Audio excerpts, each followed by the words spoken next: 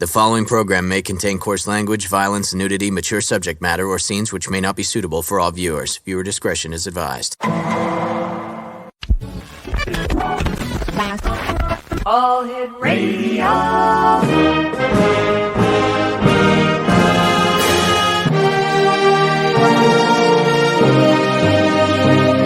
Welcome to the X Zone, a place where fact is fiction and fiction is reality. Now, here's your host, Rob McConnell. And welcome back to the X Zone, everyone. I am Rob McConnell. We're coming to you from our broadcast center and studios in, where are we, Craig? That's right, St. Catharines, Ontario, Canada. If you would like to send me an email, xzone@xzoneradiotv.com, on all social media sites, Xzone Radio TV. And we're coming to you around the world tonight, right here on the X-Zone Broadcast Network, Talkstar Radio Network, Mutual Broadcast Network, and Channel 54 on Simul TV. Let me see. Is there anything that we should talk about before I get to my first guest tonight, Dr. Scott Taylor? Yes, there is. One quick note. Kathleen Marden, whose claim to fame was on the coattails of her aunt and uncle Betty and Barney Hill, has now said she's given up on scientific ufology. What does that mean? Well, I wasn't sure, so we were able to get a clarification from our good friend, the one and only Kevin Randall, who is the host of A Different Perspective here on the X-Zone Broadcast Network. According to Kathleen Marden, she is now looking at the spiritual side of UFOs.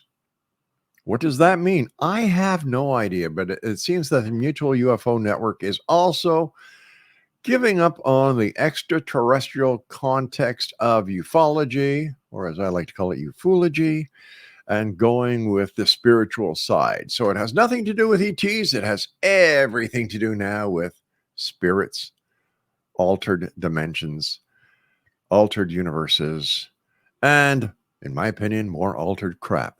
That's what's happening. That's the news update. And we're trying to get a roundhouse going with Philip Mantle, Philip Mantle, as well as Kevin Randall and yours truly, to try and hammer out what is really happening in the world of ufology. And all this happened because now the United States government is saying that the naval video footage of the Tic Tac and the gimbal were actually drones. They were not extraterrestrials from outer space. And they also were saying that some of the other video footage shot by aircraft, naval aircraft, was radar glitches. Sorry, gang, no UFOs. Explained, and now you have all these different ufologists are now going and saying, well, we're giving up the scientific aspect of ufology. We're not going to investigate it anymore as extraterrestrials. We're looking at the spiritual side. It's nice to know they finally found God. Dr. Scott Taylor is my special guest for this hour. We're going to be talking about near-death experiences, and joining me from the Blue Ridge Mountains of Virginia is Dr. Scott Taylor. And Scott, welcome to the X-Zone, sir. Yeah, thank you. I'm so glad that we're moving from science to spirituality. That's a fun thing. And Rob, thank you for the invitation tonight. I've been looking forward to this. It's my great pleasure, sir. Tell us a little bit about yourself, Scott. Sure. I am the president of the Expanded Awareness Institute. What we do is we help people to understand near-death and shared-death experiences. We hold classes in it. We have albums. We got all kinds of really interesting things that speak directly to who we are as multidimensional beings. So that's a fun thing. Before this, I was the executive director of the Monroe Institute. Did that for a couple of years. Was a trainer for them for 35 years. And I had a life as a faculty member in small business management where I mentored small business owners. And before that, I was 20 years in the retail business. So wow. It's kind of a mixed bag. But I find out in life, when you have a mixed bag in your past, you bring a lot to the present and you just expand on the future. I love that. I'm going with that. May I quote you? You certainly can, sir. You certainly can. Scott, you mentioned shared death experience. What's that? So, shared death experiences, people have heard a lot about near-death experiences. Yeah. And that's typically happens when there is some sort of trauma to the physical body, and the physical body dies. Right. And the non-physical body leaves, goes out and has an adventure in the non-physical universe. And then those stalwart people back in the physical, reanimate the physical body. And then, our soul, our non-physical body, whatever you like to call it, is sucked back in, and then we have the ability to tell what happened on the other side. Shared death experiences, on the other hand, have nothing to do with physical trauma. They happen when, typically, when you are, say, bedside with somebody who's making their final transition. Right. As they leave their physical body, you get a chance to go along with them. So you're invited to go with them, and you share in their transition from the physical world to the non-physical world. And so the difference is that, near-death experiences seem to be tailored for the individual. And what they experience is meant specifically for them, because the folks upstairs know that they're going to send you back into your physical body.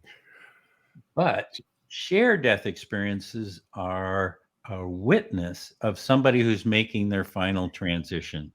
So it really is evidence of what happens when we make our final transition. And the lovely thing that I have discovered along this path is that when people make their final transition and there's somebody there to witness it, 100% of the time, every single time, the people who are making their final transition go to a benevolent afterlife. It's not always the same with near-death experiences. Sometimes people have a less than positive experience, and that has all kinds of reasons. We can talk about that later. But the common elements are very similar in both. They experience the same kind of things, except shared death experiences, they always go to a benevolent afterlife. Isn't that a lovely thing to learn? It is. It's like take a friend to death day. I love that. Yeah, you can use that one as well. Okay, thank you. I'll do that. Is this something that the person who is making the transition decides? How does the how does it happen? Sure. Hey, well, I can just see two people talking. Well, today's a good day to die. Hey, you want to come with me? But we'll send you back. How does it work? How does it work? In a shared death experience, there typically are three things that need to happen. Right. First is that there needs to be a heart connection between the two people. So they're related or spouses, or they have some sort of deep feeling for the other person. Right. The second thing that needs to happen is the experiencer, say me, who is witnessing the death of somebody I care about. I need to be in a open and receptive state. So I can't be actively grieving or talking or, doing things. I need to be in a spot where I am open to changing my vibratory level so that I can move with the person who's making their transition. And the third, and probably the most important, is that the invitation needs to come from the person who's making their final transition to the experiencer. And it doesn't work the other way around. I mean, I can be with somebody who's dying, and I can wish that I can go with them, but nothing really happens. And that's principally because we, in the physical, have a hard time really instantly changing our vibratory level so we can make that move, because you need to be able to match the vibratory level of the non-physical universe. The reverse, though, is that the people who are leaving their physical bodies seem to have the ability to slow their vibratory level to such a degree that they can make the invitation, there's a match, and then off they go. So the invitation needs to come from the person who's making their final exit. You mentioned that one thing that can't be done at the time in order to have this SDE is no grieving. Now, how does anybody with the right mental capabilities not grieve when somebody that they love, whether the person is in the final stages of cancer or whether the person is the suffering because of an accident or whatever the case? How do you not grieve at the time of passing? Thank you. That I appreciate that clarification. What I was trying to get at is actively grieving. So, say you're in a room filled with people holding vigil, Right. and the person is making their exit, and you turn to each other and you hug each other and you cry and you say, "Oh, I miss him so much," or whatever. Right. That's different than being quiet and in kind of a meditative state as you're watching and available. Okay. I can understand that, let's say in a hospice where there's been time to prepare for this departure and Yep. the departure is inevitable. But once again, when it comes to the sudden realization that your loved one is going to be going, you believe that you're never going to see them again, you're never going to hear them again, that part of your life is just going away. And I don't know how anyone can sit back and bring themselves to a meditative state where the frequency of you, the living, meets the frequency of those who are getting ready to check out from this existence and go wherever they go. Yeah. So certainly there is grieving going on. And for those of us who have witnessed people making their final transition, a lot of times you're just waiting. And, Yeah. and you wait for a long time, and all there is to do is to watch the heart monitor. And when the heart monitor slows, you're just Getting ready. You're just getting ready. And or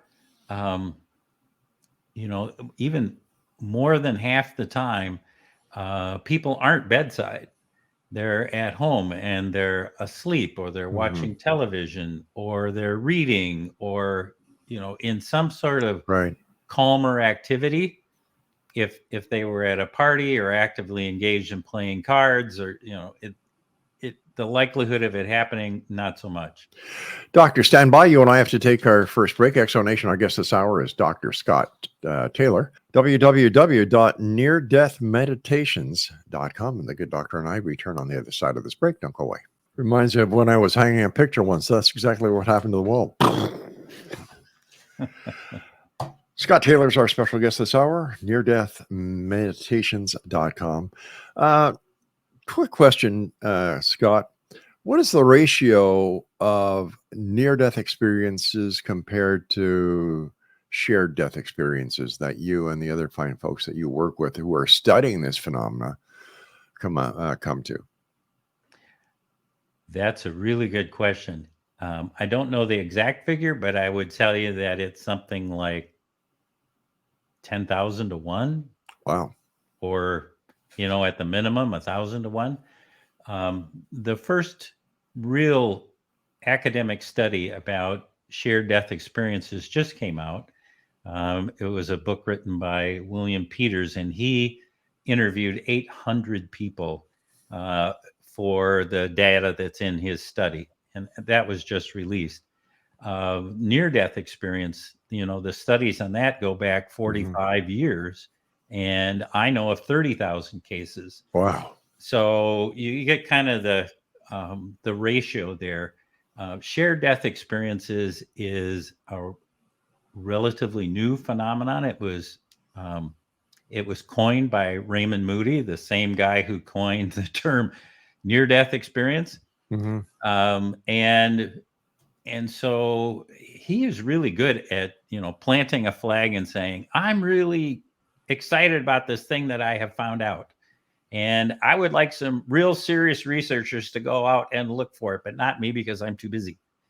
And that's exactly what happened with near death. He published his first book, and there's a whole bunch of serious academic types who, took a long time to be able to prove that NDEs are real and that they have the scientific data to back that up. And the same is happening with shared death experiences right now. We're at the beginning of that, and I'm sure glad that it's out there, because that's what happened to me, and that's the kind of thing that makes people who've had an experience go, "Oh, I'm not the only one. There's a tribe, out there, and I can find you, talk to you, and not feel so alone." But it seems there's always been this, it's not a battle, but opinionated research when it comes to academia versus medical research and science. The majority of doctors say near-death experience, we can explain it scientifically and medically. Academia says, well, wait a second, hold on. Let's look at it from an academic side of the coin. Do you think these two sides will ever meet? Yeah, they have met, actually, on near-death experiences, certainly. The science is pretty much nailed down. The academics have really come through and said, yep. Now, the nice thing is the leader in this area has been the University of Virginia, and a guy by name of Dr. Bruce Grayson, who's both a psychologist and an MD. So he's got like both sides coming at it. Right. And he spent the last 40 years nailing down what it is that happens. And, we're a long way down that path now. Yeah, I understand that, sir. But the majority of medical professionals that I've spoken to on this show and other shows that I do are still saying that the science has not established that near-death experiences are a trip to the other side and getting booted back to this side. How come? Because they haven't read the research. They're not up to date. I mean, it's been 20 years. Now, sir, I hate to disagree with you here, but when I'm talking about professors of neuroscience at McMaster University, McGill University, University of Toronto, I can't say that they're all behind the times. I would. Well, that's because you believe it. You've had your own experience. You've had an experience. So tell us about your experience. And maybe this will give me a hint, and our listeners and viewers a hint on why you're so steadfast and that you're going against what many members of the professional profession are saying that is just not so. Well, you know what they say about medical research, that in order to embrace a new paradigm, it happens one retirement at a time. People are very, very vested in their belief systems. And if you've grown up believing that the consciousness resides within the physical brain, and then, research comes along that says, nope, that's not true. Boy, it takes a really stalwart academician or scientist to say, I wonder if everything that I have believed over time can really be turned around that quickly. So, well, we know for a fact that academia lies a lot. We know this, So how can we trust academia and anything that they put out there? Academia taught us that Christopher Columbus discovered the Americas, discovered America, and we know that's false. Yeah, academia's taught us a lot of things that are false. And so how can we trust academia with this research? Which one? The old stuff or the new stuff? The new stuff. Well, in academia, one of the lovely things is that you put it out there and you say, this is what happened. These are the experiments that I did. See if you can verify it. And, the experiments that were done over 10 years in Amsterdam by Dr. Pim van Lommel, and they were replicated both in the UK and at the University of Virginia. So the likelihood that they're accurate is really high. But that's only 3 countries. What about the rest of the world? Yeah, well, that's a nice thing about academia. You can keep going at it and keep going at it and keep going at it. What's the difference between the experiments that academia would do compared to the experiments that the scientific and medical community would do? And why the 2 different answers? The research that I'm talking about that was done by Dr. Pim van Lommel was a prospective research, which means that you do it live. And what happened was that he set up this this experiment in 10 different hospitals in Amsterdam. Right. And what they did is when people came into the emergency room and they were complaining of chest pains, so they were maybe having a heart attack, maybe not. The very first thing that they do when you walk in or are carted in through an ambulance is they put monitors on you. They put those little sticky things all over, so they have you exactly monitored what was going on. And some people arrested in the emergency room, some people of those that were arrested flatlined. And during the period when they were flatlined, of course, they were trying to resuscitate them. And then they were able to do that, brought them back. And then they were interviewed afterwards as soon as possible and asked, and I find this to be a really interesting question. They said, do you remember anything that happened while you were unconscious? And the answer turned out to be true, that they were able to recount events that happened when they were flatlined, and they know exactly when they are flatlined, and they know exactly what happened during that period. And these people were able to recount conversations. They were able to recount what was going on with the monitors, with the various equipment. They were able to recount any surgical procedures that were done on them. And that is impossible because the brain is incapable of making memory when it is flatlined. And so, ta-da! Now no, that's not a ta-da. Yeah, that's How can you say ta-da? Because during a time when they were supposedly unable to make memory, they did make memory, and they made it from points of view that were outside of the physical body. So they were able to verify those conversations, and afterwards, they were able to say, the same sort of thing happened in the UK and at the University of Virginia. So they were able to go, yes, consciousness does not reside within the physical brain, that consciousness can move about independently of the human mind. And that changes forever this idea of the seat of consciousness being residing within the physical brain. And that's the old paradigm that if everybody who flatlined could share the same experience and the same experience was reported, I could see your point.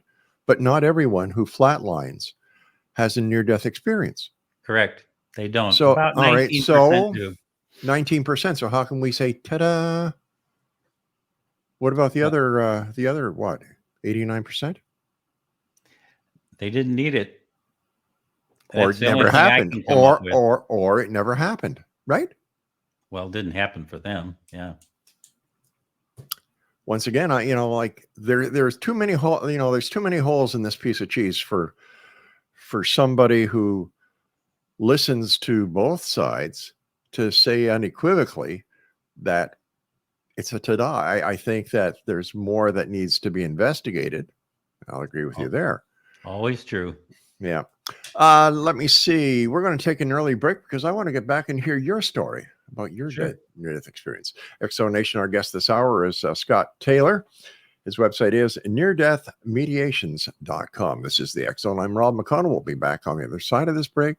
Don't go away or have a near-death experience. And if you're going to have a near-death experience, take somebody else with you and have a shared death experience. We'll be right back. And welcome back, everyone. Whether you've had a shared near-death experience or a near-death experience during the commercial break, welcome back. Just before we get back to Scott, a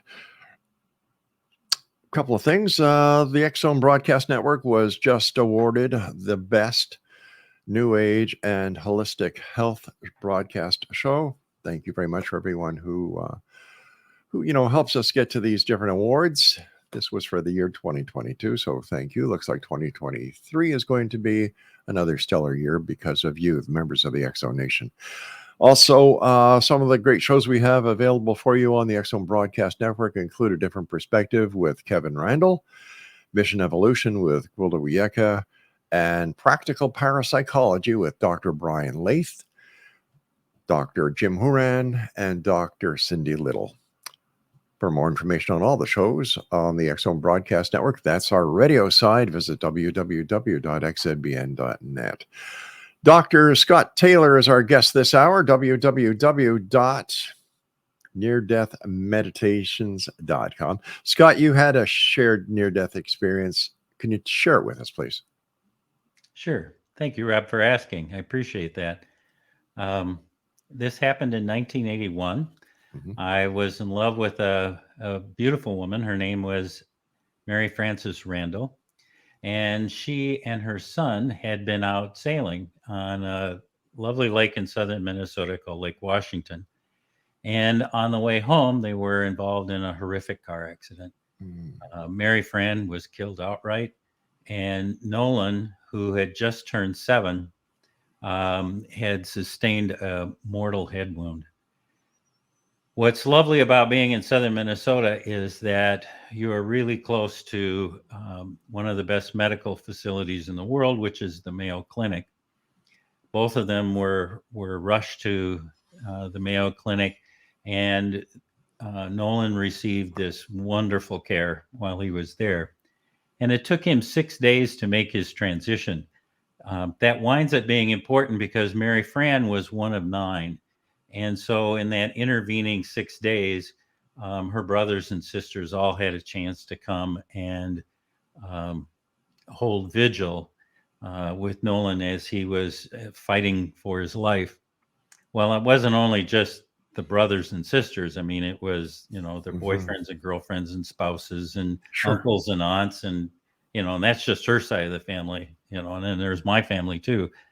So there was quite a lot of us that were there as we were with him, and so many that we wound up divvying up the time slots, and so we could be with him, because where Nolan was staying, his hospital room was small, and it was filled with all of this equipment that was monitoring his physical status. Well, I had the shift from 3 a.m. to 5 a.m. on the morning of the 6th day. And I shared it with Mary Fran's oldest sister, Janie. And the two of us spent time with him. And one of the lovely things that we know about people who are in comas is that hearing is the last sense to go. So we had been counseled by the medical staff to talk to him. And so when it was our shift, we brought along his favorite books. We read him stories. We told him about his uncles who had gone throughout the late at night, had gone throughout Mayo and stolen the cushions off of the couches so that, because there's so many people in the waiting room, it wasn't comfortable. So they, made this big bed. It was a fun story to be able to tell him. And then it got to be about 4:45 in the morning. And Janie, who was a trained emergency room nurse, went to the end of the bed, and she's looking at his statistics, and then she looks up at the monitors and just gestures to me that Scott, it's time to say goodbye. And so we pull up chairs next to Nolan's head and we tell him that he's been such a brave boy, that he has really fought hard to stay alive and to be with us here in the physical world. Mm-hmm.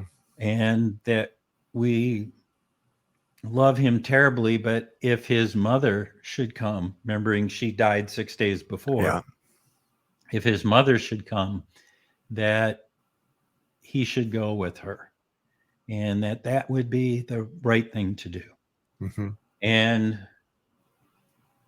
we again told him that he was brave and we loved him, and we said our goodbyes, and then, we left. Sure. The next shift came in. Well, it wasn't 45 minutes later when the nurse came in and woke us all up and said, it's time. And I don't know, there's like 40 or 50 of us, and we all filed into this little hospital room. And as it turns out, Rob, I was one of the very last people to be in the room. And when I got there, there was only, 4 or 5 deep around the bed. Mm-hmm. I don't know, what's the point of that? So I wound up sitting on the windowsill next to Mary Fran's brother, Willie. And there we just waited, and, really all there is to do when you're holding vigil is to watch that heart monitor that's, doing it's a little bouncy thing. And then it slows and slows. And finally it flatlines with that ominous tone that it makes. And when that flatline, when Nolan flatlined, what I experienced was Mary Fran crossing the veil and scooping Nolan up out of his physical body. And they had this exquisite reunion between them, as you could only imagine between a mother and child. And I was surprised because I got to feel it. I was able to witness and feel what was going on between Mary Fran and Nolan.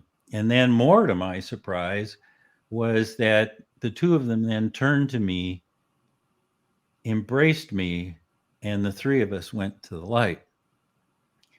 And entering into the light was probably one of the most staggeringly wonderful things that has ever happened to me. It was like I had just entered into the love of the universe, that I was connected to Mary Fran and Nolan, but I was also connected to everything else that was out there. And the three of us had a chance to be together. We had a chance to express our love and affection for each other.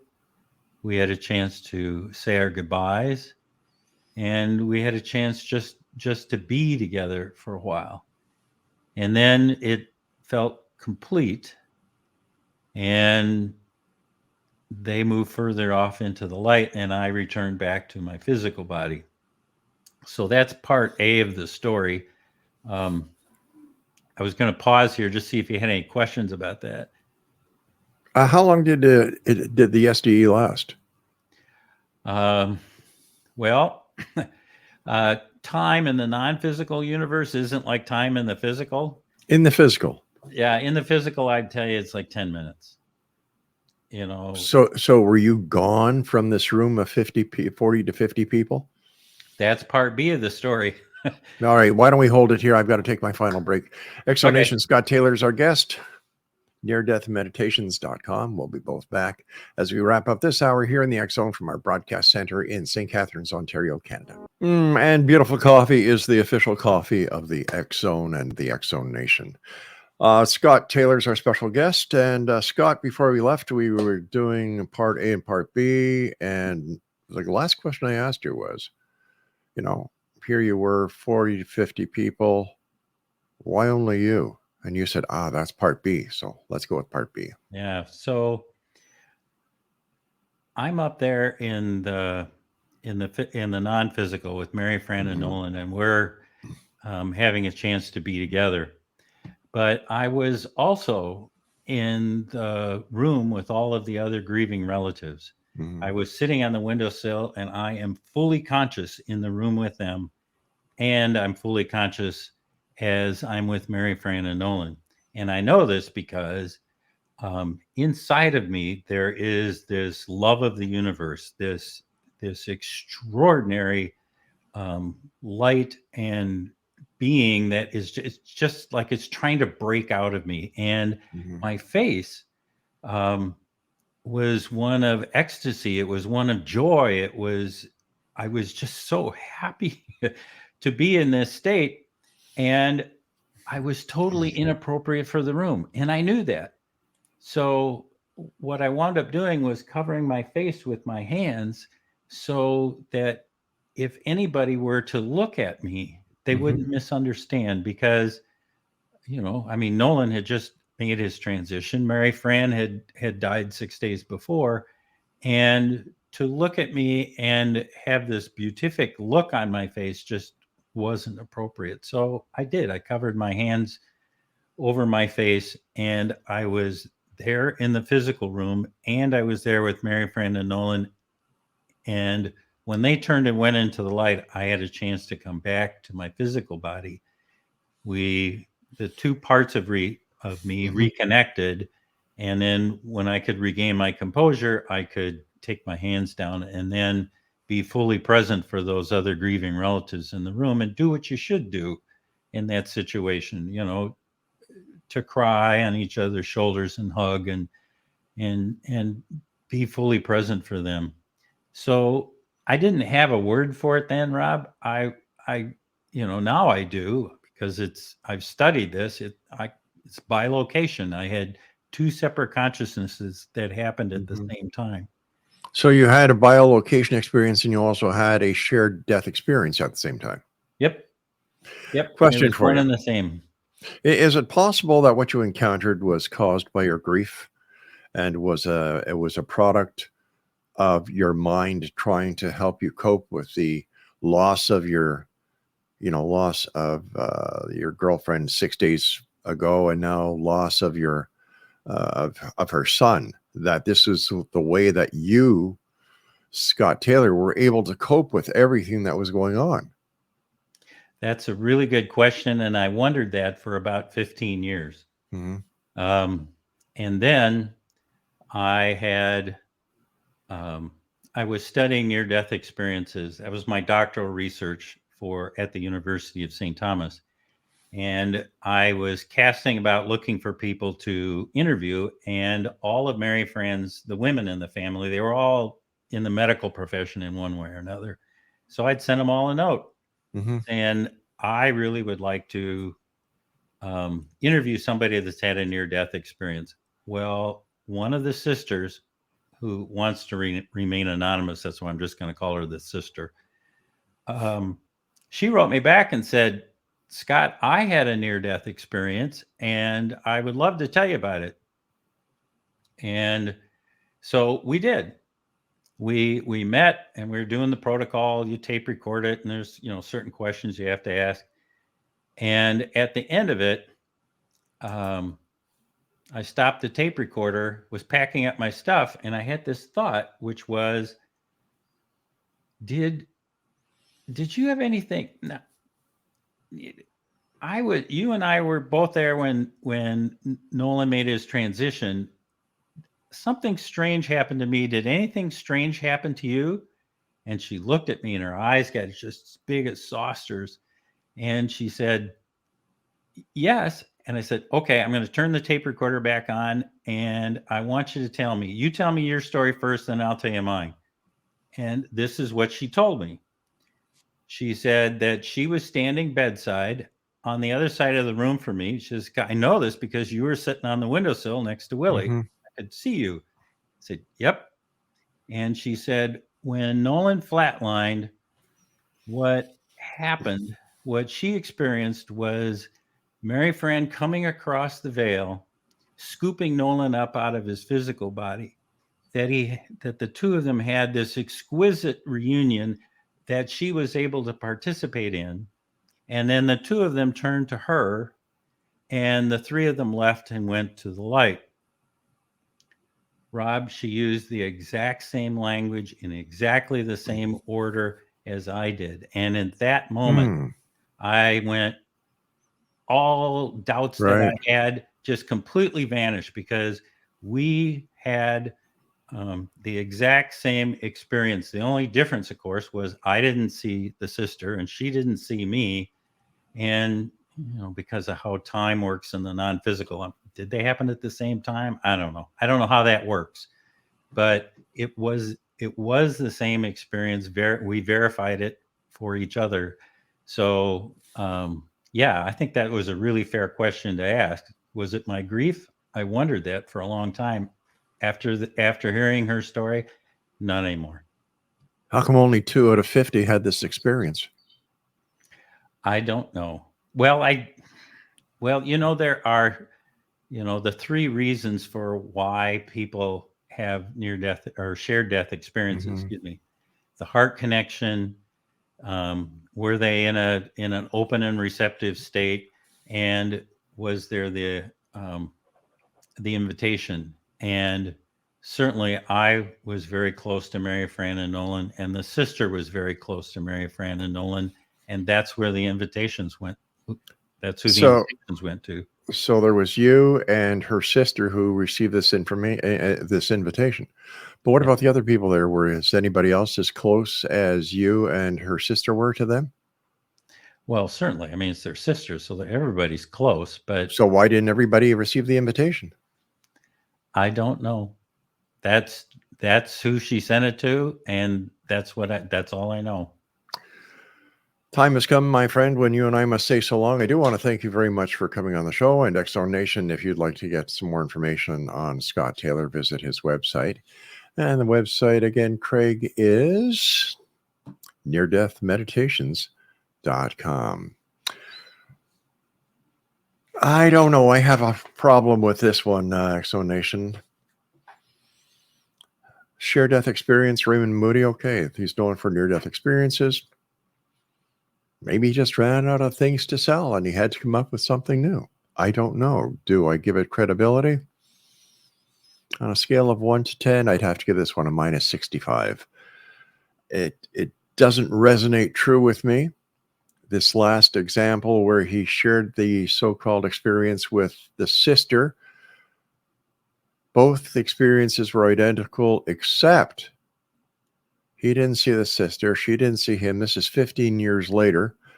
There are approximately another 48 people there, and none of these other people received invitations. And isn't it funny that this gentleman's first job was a salesman, and then he's with the Monroe Institute, and now he's doing his own shtick?